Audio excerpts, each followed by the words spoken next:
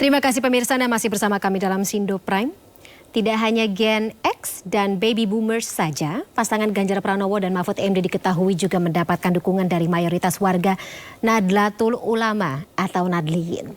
Berdasarkan hasil survei Alfara Research Center, pasangan Ganjar Mahfud MD didukung 36,7% warga NU.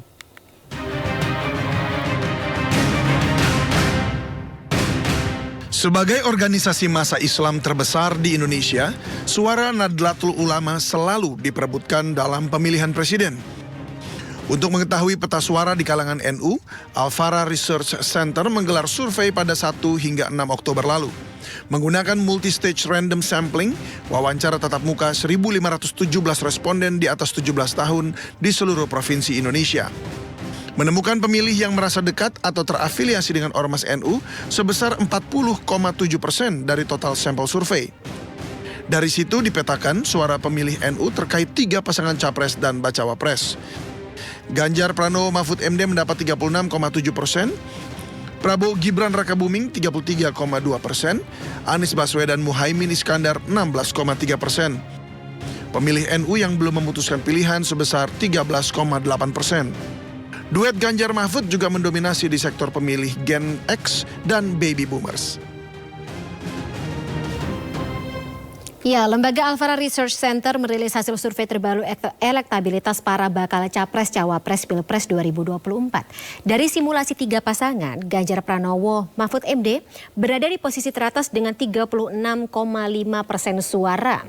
Peneliti Alfara Research Center Lili Purwadi menyebut Ganjar Mahfud dominan di sektor pemilih Gen X dan Baby Boomers. Sementara di kalangan yang mendominasi pemilu 2024 mendatang yakni millennials dan Gen Z, terjadi persaingan yang cukup ketat walaupun memang Ganjar serta Mahfud masih lebih unggul sedikit dari Prabowo Gibran. Kita bahas lebih dalam malam hari ini bersama dengan para narasumber dalam Sindo Prime. Peneliti senior Alfara Research Center Lili Purwadi dan Ferry Kurnia Rizkiansyah selaku Wakil Ketua Umum DPP Partai Perindo. Selamat malam, Bapak-Bapak. Baik, serta saya sapa satu lagi pakar politik Ikrar Nusa Bakti. Terima kasih Bang Ikrar telah bergabung bersama kami juga malam hari ini.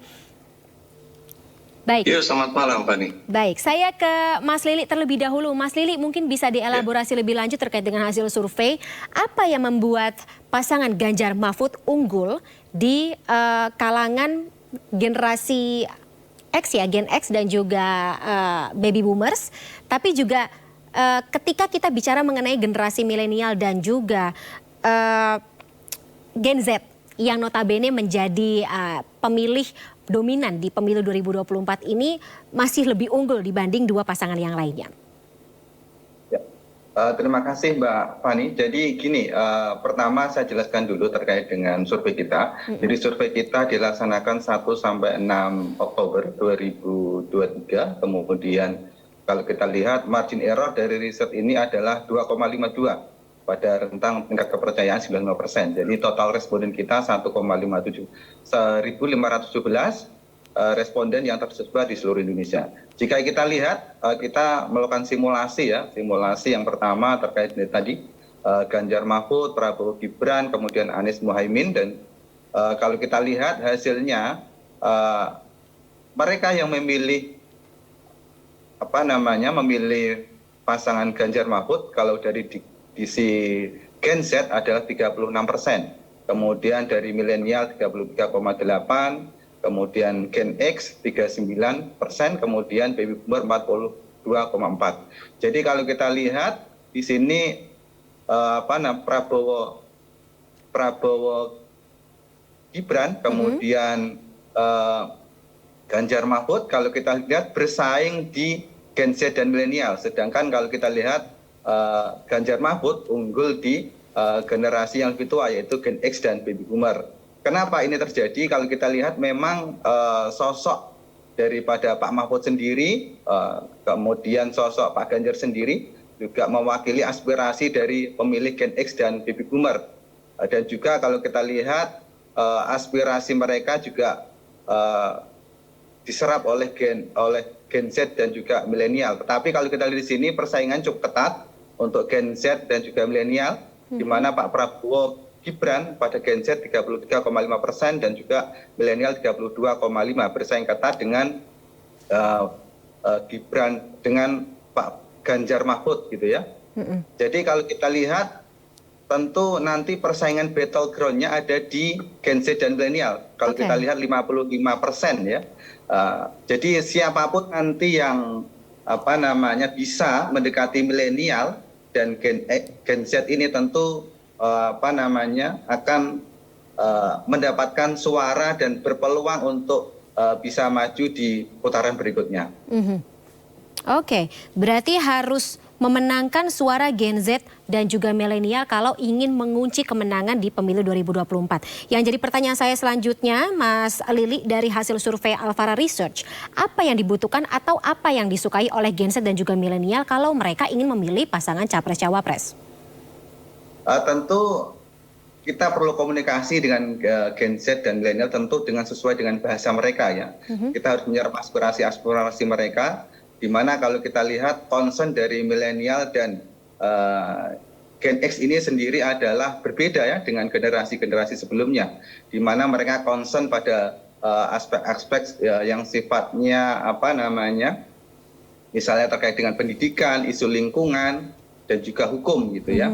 Tentu kemudian harus berhati-hati karena milenial dan Gen Z ini sebetulnya juga kalau kita lihat mereka yang belum memutuskan di sini ada Gen Z itu 14%, kemudian milenial itu 15,6%, lebih tinggi dibanding Gen X dan Baby Boomer. Artinya peluang mereka untuk masih berubah pilihan. Swing voters ya tentu masih tinggi. Jadi harus berhati-hati betul karena milenial Gen Z ini dalam tanda kutip mereka mudah untuk berubah pilihan. Oke, baik. Sekarang saya beralih ke Pak Ikrar.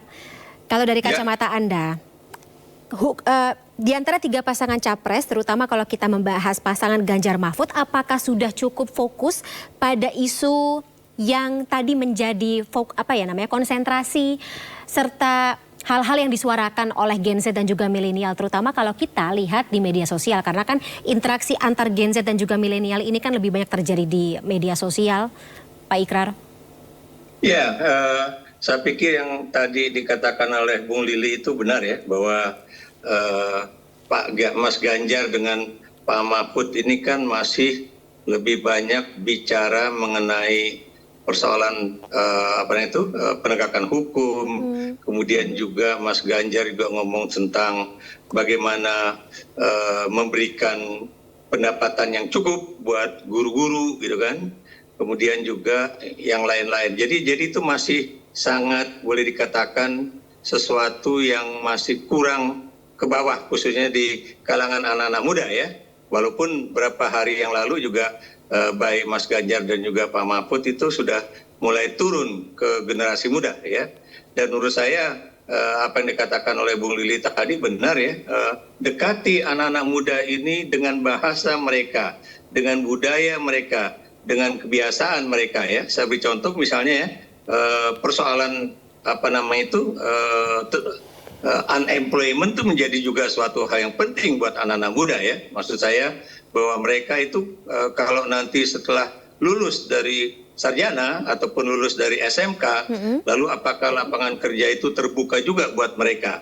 Dan kemudian juga bagaimana kalau mereka ingin berkreativitas dan sebagainya dalam bidang seni, dalam bidang macam-macam ya. Ini juga menjadi aspirasi yang juga harus diketahui oleh pasangan Ganjar Pranowo dan Mahfud MD ini ya.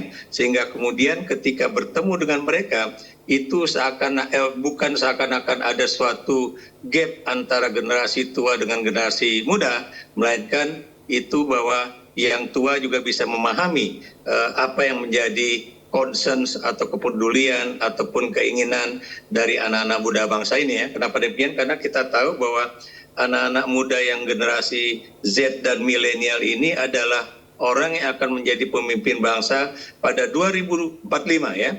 Dan kalau misalnya mereka itu memiliki suatu jumlah yang lebih banyak dibandingkan baby boomers dan juga generasi X yang tadi sudah dikatakan itu, lalu apa yang harus diberikan kepada mereka supaya jalan menuju 2045 itu mereka benar-benar bisa menjadi pemimpin-pemimpin bangsa yang kreatif ya, dan kemudian juga mentaati hukum tentunya ya, dan kemudian juga kalau memang ingin berkarir di dalam politik juga harus step by step-nya itu benar-benar dilaksanakan secara baik ya, dan terbuka bagi mereka ya, dan kemudian bukan cuma misalnya anak dari elit politik tertentu ataupun bahkan dari presiden yang kemudian diberikan karpet merah atau jalan tol yang begitu hebatnya ya, dan kemudian baru masuk misalnya hari menjadi anggota partai, tiba-tiba 2 hari menjadi ketua umum, atau baru masuk hari ini 2 hari kemudian menjadi cawapres. Hal-hal yang semacam ini tentunya juga menjadi kepedulian mereka juga ya, apakah kemudian bagi mereka yang anak dari orang-orang kebanyakan ya, kemudian apakah mereka yang memiliki kreativitas yang banyak juga ya, kemudian terbuka kesempatan ya untuk kemudian bisa masuk ke dalam bidang politik, ekonomi, sosial budaya ya, dan kemudian juga bagaimana dalam bidang pemerintahan juga begitu. Baik Bang Ikrar. Kalau begitu ini adalah pertimbangan untuk menetapkan strateginya akan seperti apa, tentu saja bagi para parpol atau mesin politik yang berada di belakang pasangan Ganjar Mahfud. Kang Ferry, bagaimana tanggapannya? Iya, terima kasih Fani. Jadi tentunya memang menjadi poin penting, tadi setuju yang memang disampaikan oleh Prof. Ikrar ya, terkait dengan apa yang memang menjadi stressing point yang harus dilakukan dalam tiap-tiap generasi lah. Tidak hanya soal generasi Z, generasi milenial, X, dan baby boomer. Tapi ini kan kalau misalnya memang kalau kita lihat di sini tadi ada 33,5% ya terkait dengan soal generasi Z dan juga generasi milenial. Ini kan persoalannya bukan soal persoalan tua dan muda. Tapi kalau misalnya yang muda juga semangatnya konservatif kan juga kacau juga kan kayak gitu. Nah, tapi ada juga yang memang sudah dia berpengalaman dan juga banyak asam garam dalam aktivitas pemerintahan, bahkan dalam berbagai dimensi-dimensi kehidupan yang ada, dan dia memang punya karakteristik jiwa muda. Saya pikir ini menjadi hal yang sangat penting yang harus kita coba kuatkan. Bayangkan Mas Ganjar itu seorang yang sangat energik. Coba kalau kita berlari lah, saya pun kalah dengan Mas Ganjar kalau soal urusan lari. Sudah terbiasa untuk olahraga ya. Ya, energik dan tentunya sangat humble, dan dia betul-betul dekat dengan kaum muda. Bahkan ini menjadi poin yang sangat penting sekali terhadap isu-isu yang memang ada. Isu kaum muda kan tidak hanya soal lapangan kerja, ekonomi, tapi yang paling penting adalah misalnya soal pemberantasan korupsi. Itu juga ada, dan ini komplit sekali di pasangannya Mas Ganjar Pak Mahfud ini. Jadi ini menjadi poin yang sangat penting. Tinggal bagaimana kita menyampaikan kepada dan menguatkan. Karena kan tadi di hasil surveinya Mas Lili kan masih ada 15% yang swing voter yang memang harus kita yakinkan kepada mereka bahwa tadi konteks generasi milenial, generasi Z itu betul-betul insya Allah kita bisa raih. Dan ini bukan persoalan di generasinya yang 53,8% tadi, tapi ini menjadi poin yang sangat penting ketika isu-isu yang kita upayakan, dan juga tentunya secara pembawaan kedirian juga bisa kita lakukan secara langsung kepada masyarakat, sehingga masyarakat bisa lihat, oh iya, kan pasti generasi Z, generasi milenial tuh perlu juga fakta dan pembuktian kan seperti itu. Jadi tidak hanya dia muda tapi tidak punya apa-apa. Apalagi kalau misalnya ada tadi kalau bahasa jalan tol dan lain sebagainya, ini kan menjadi hal yang sangat penting untuk kita coba kritisi. Biasanya muda di generasi milenial, generasi Z adalah generasi petarung seperti itu. Jadi ini yang memang menjadi poin penting. Fighter. Tapi tertarik nggak sih Kang kalau kita melihat bagaimana kampanye atau bentuk kampanye tidak hanya di dunia nyata tapi juga di media sosial yang dilakukan oleh pihak lain atau kompetitor dari pasangan Ganjar Mahfud, kan kelihatan beda-beda juga gitu Kang, yang ya kalau misalnya beberapa media atau media sosial gitu memperlihatkan kayak ingin menyasar Gen Z dan juga milenial banget. Apakah ini juga menjadi pertimbangan bagi koalisi yang mengusung atau kerjasama politik yang mengusung pasangan Ganjar Mahfud untuk membuat sebuah kampanye atau interaksi dari pasangan Ganjar Mahfud dengan calon pemilih dalam bentuk lain yang out of the box? Ya, pasti. Kalau strategi kan mungkin saya tidak akan menyampaikan dalam forum terbuka seperti ini. Tapi yang pasti adalah bahwa jangan buka rahasia ya kan ya. Iya. Tapi saya setuju, Fani. Ini out of the box-nya pasti ada. Kita siapkan dan kita upayakan. Saya yakin Mas Ganjar, Prof Mahfud itu juga, ya beliau lihatlah kalau misalnya kalau kita interaksinya di Twitter beliau atau di Instagram beliau kan sangat luar biasa. Nah, oleh karena itu ini menjadi poin yang sangat penting. Media sosial kalau misalnya kita lihat berapa viewer, follower yang memang ada itu kan kita bisa cek, dan bagaimana interaksi kedua beliau ini dengan para generasi milenial, generasi Gen Z itu sendiri. Nah, ini yang memang akan kita upayakan terus-menerus. Saya meyakini teman-teman generasi milenial, generasi Z ini adalah orang-orang terdidik, orang-orang yang memang betul-betul sangat sadar dengan aktivitas yang dilakukannya.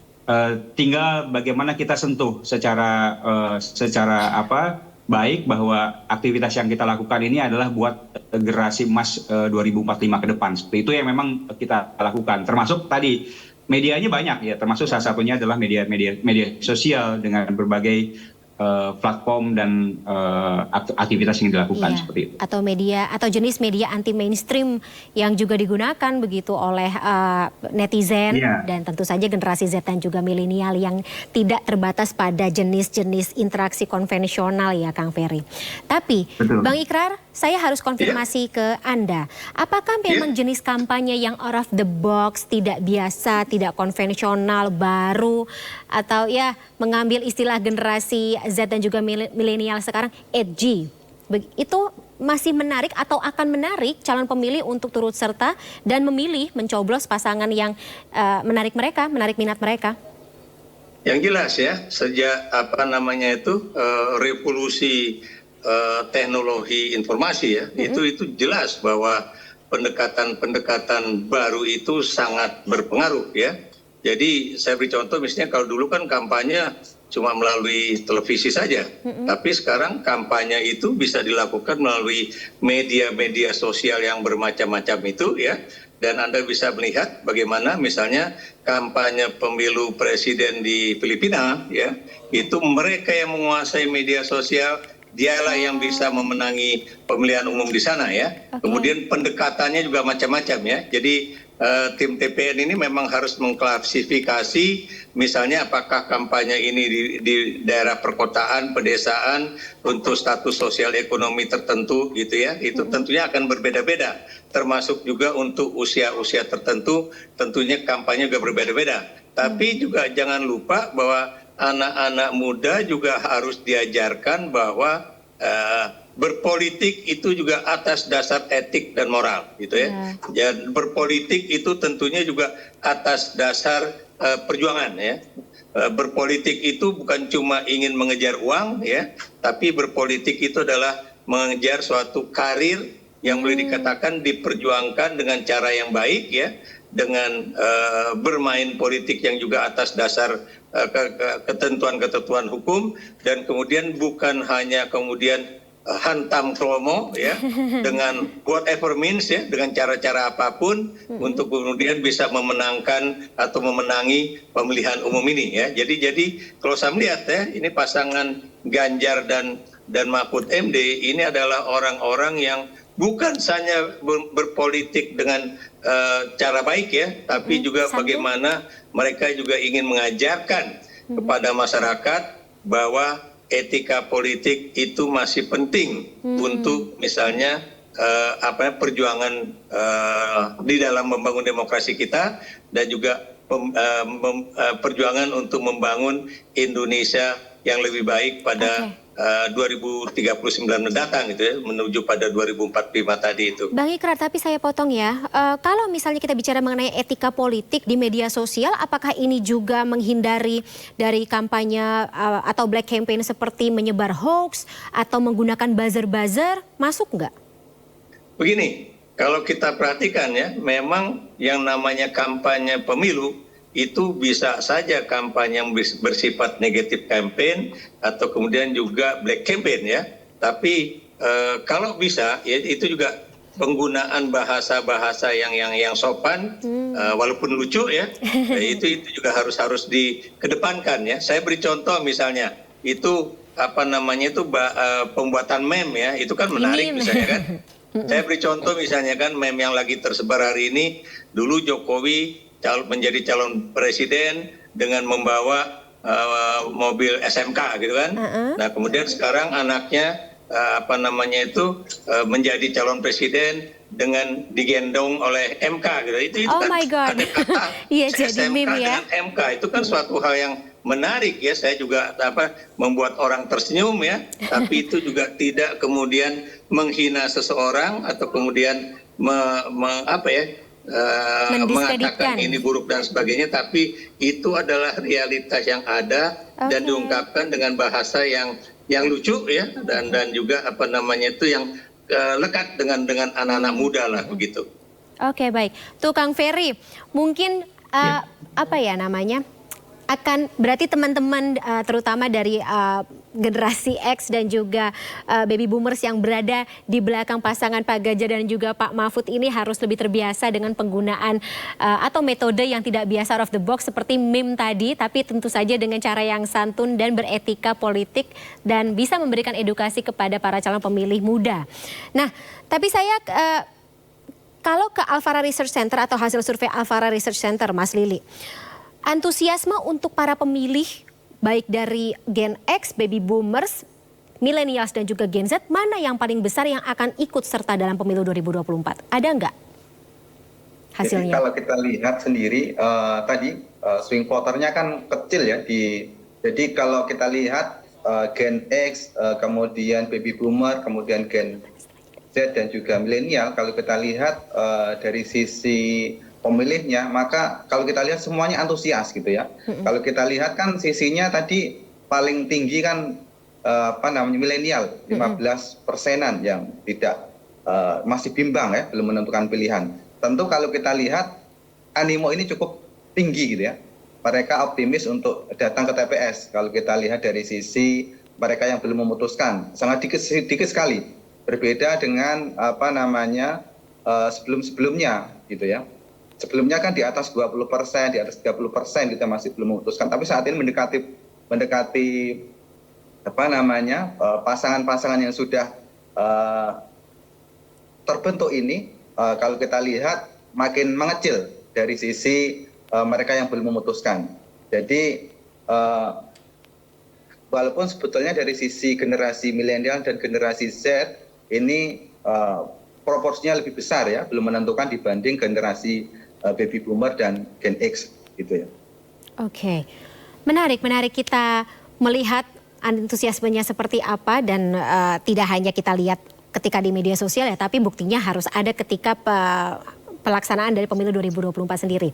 Kalau tadi kita bicara mengenai antusiasme Gen X, baby boomers, milenial dan juga Gen Z, bagaimana dengan para pemilih dari Nahdliyin? Ya, itu dari segala kalangan yang juga tampaknya menjadi salah satu fokus utama survei Alfara Research Center. Tapi kan akan kita bahas lebih dalam di segmen berikutnya ya. Mas Lili, Bang Ikrar dan juga Kang Ferry, kita akan jeda sesaat. Pemirsa, tetaplah bersama kami, Sindo Prime akan segera kembali.